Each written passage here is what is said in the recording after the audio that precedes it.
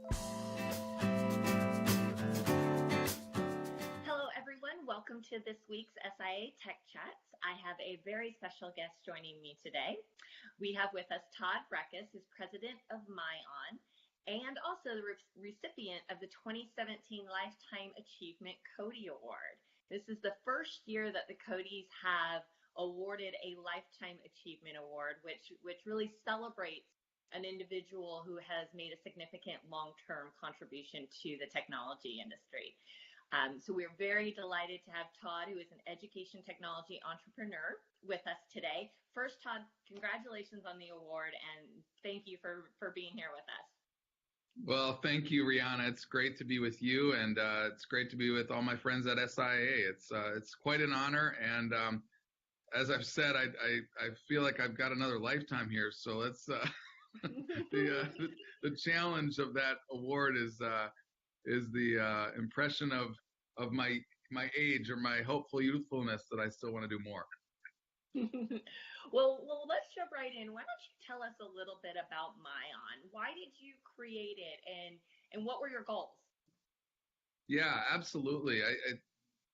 myON is, in a sense, the third startup I've been part of, and the opportunity was really a gap in the marketplace, in the education technology marketplace around reading practice. If you think about kids, and if I have kids, you probably have kids. I know many of our people watching this have kids. Our kids love to learn to read, and some of our kids learn to read really well, and some of our kids don't learn to read as quickly or as efficiently as they possibly could. And you know, when we think about all this day and age of Netflix and videos and video games and all the opportunities, getting access to reading isn't as easy as you'd think. And especially 10 years ago, when we were kind of dreaming up these concepts, and literally 9 years ago when we got started, the idea that an unlimited platform of reading and an easy access to reading could occur.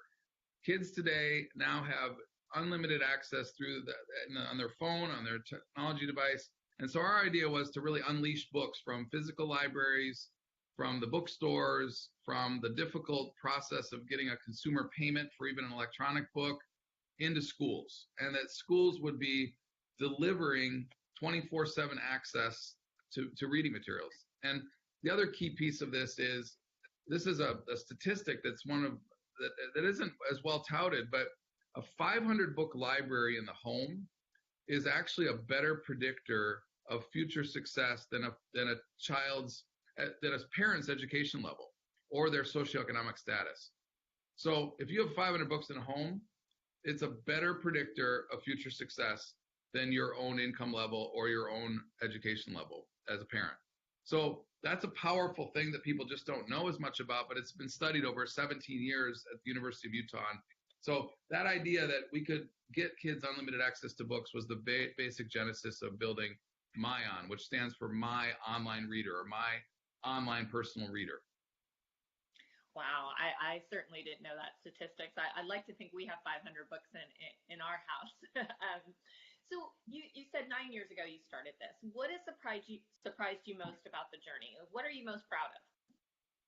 Yeah, I mean, first of all, I'm proud of the team that I'm surrounded with. That's probably first. You don't get to these levels of, these accolades and achievement awards without great people around you. I've had great bosses, great owners and funders, and great employees and great team members. That's probably the first thing. That the ingenuity, let's do it for less, let's do it cheaper, let's do it faster, let's beat the competition, this scrappy kind of mentality that we can win and we can get there fast. And in our industry, I mean, we've got multi-billion-dollar players in this reading space. Obviously, Amazon, Apple, Follett, which is a big library distribution company, a billion-dollar-plus library distribution company.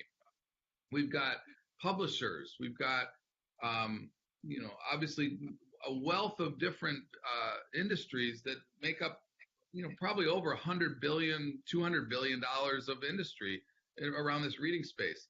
So I'm really proud that we were able to find a niche in terms of both the market and the delivery model and the economic model that made sense for the business. And it's been rewarded in our growth and in our success. Last year we were sold to private equity, and we're thriving in this new environment.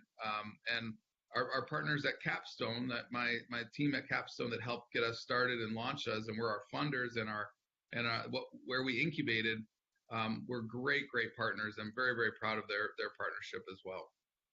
Fantastic. Now, what are your thoughts on education today as a whole? I mean, you've been in the space a long time. So what is our outlook for education?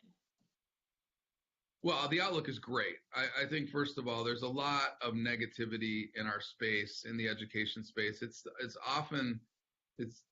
easy to pick on education, and it is for many reasons. The negative side of this is there are hundreds of billions and $1 trillion plus spent on education, and we haven't seen the gains as fast as other countries have, and we aren't increasing necessarily competitively. But on the flip side of that, we're taking care of all students.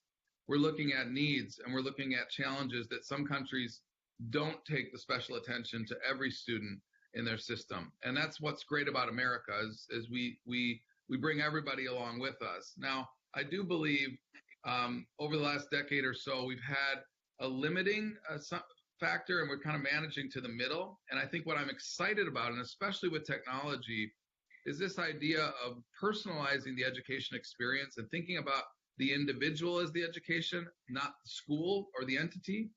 And if we switch to the individual, we put more power into the hands of both parents, teachers, and the student themselves, and potentially less on the system. And so what I mean by this is, what I'm excited about is as personalization journeys, and I'm not just talking about a robotic education method that you're suddenly moving through, but that the idea that teachers are more empowered, that technologies are easily used, and that students can self-gain on their own. This starts to change the dynamic, I believe, of the economic dynamic of education, as well as the improvement levels that I think we're going to see. As students start to see their own success and see that as success attributed to education, our education system is going to improve. And the system part, I think, is going to improve from within, both from the students and the teachers. And that's where the power lies. And that's obviously what Clayton Christensen thought about in terms of disruptive technologies, in terms of building towards markets where there's pent-up demand, and there's so many in the market. And if you think about all the students in this market, and the worldwide students as well, the opportunities for companies and for technologies and for solutions, I think the state of our education system has a ton of opportunity. Now, I don't think companies or products alone are going to solve this problem. This is a systemic issue. It's a political issue. It's a will issue, and especially in the U.S., we need to empower students and teachers, and we need to pay teachers. We need to make sure that is an economic value, that they have a way to climb. I left teaching after 8 years because the economics didn't work. The economics didn't work for my wife and I. We were both teachers. So I had to leave. I had to go find a job, and I'm grateful that I stayed in education, but I went to the corporate sector. But I believe there are ways to restructure the teacher path to create $100,000+ jobs for teachers and find that upwardly mobile path for them, and to become more administrative and more connected to power teachers and opportunities. And at the same time, giving students this great ability to soar on their own and not be stuck with peers that might be at different levels, and break up the grade and the model of age and grade have to be equivalent. And I think there's so many opportunities ripe with both technology, empowering teachers, and informing parents on the power of education, that I think we're going to grow. I think we're going to expand as a country. And I think worldwide, education worldwide is going to grow, and it's going to get better. I agree with you. So, as I mentioned earlier, you were recently awarded the 2017 CODiE Award for Lifetime Achievement. This is the first one awarded, and it was selected on by a committee of industry executives. What does that mean to you? Well, I'm obviously humbled, and I mean, in all seriousness, you, as I stated earlier, these things don't happen by one person doing something. And so the three main career aspects I had, being in a multi-billion-dollar company at MCI Telecommunications, now owned by Verizon. That was a phenomenal experience where I got to rub shoulders with Vince Cerf, the creator of the internet. I got to be with Tim Price, the president, COO, and Bert Roberts, the CEO of MCI back in the late 90s. And it was a phenomenal time where the internet was growing, and this idea that technology changed so fast in the late 90s, and as the internet adopted and became, and one article quoted me that I was a Johnny Appleseed for teachers of internet. It was kind of a weird concept, but literally reaching 38,000 schools in 2 years with the MCI Marco Polo program, having great bosses, having great partners in people like National Geographic and the National Council of Teachers of Math and the International Reading Association. These partnerships, these concepts, these pieces, they don't come together as one person. So both my employees and my bosses and my partners helped create that aspect of my career. Then I got to do a startup, and I got to experience what it's like to be one guy in a room, and you got funding, and you know what your $1 million is going to run out. And the exciting part there, my colleagues Carol and Craig Samuels, that we started this business in an early reading venture in Bethesda, Maryland, at the top of the Mongolian barbecue restaurant, and kind of scrappy fashion, built, created, and then sold the company in 16 months. And that was a phenomenal experience there.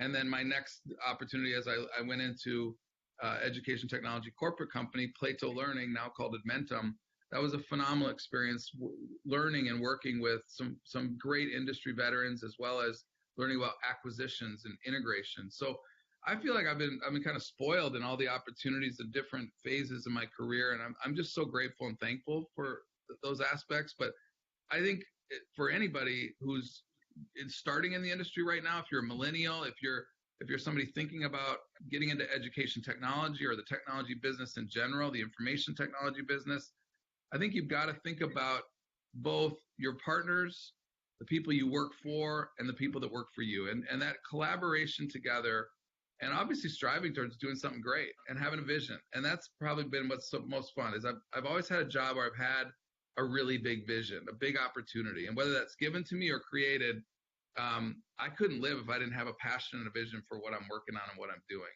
So that's a couple comments I'd make there. So then on that, before I let you go, on that vision comment, what should we expect from myON in 2018? Oh, we're going global. This is a big focus for us, is going global. English reading experiences outside of the United States are challenging. And so where we're really thinking is, what is it like to learn English through an immersive model where reading is center?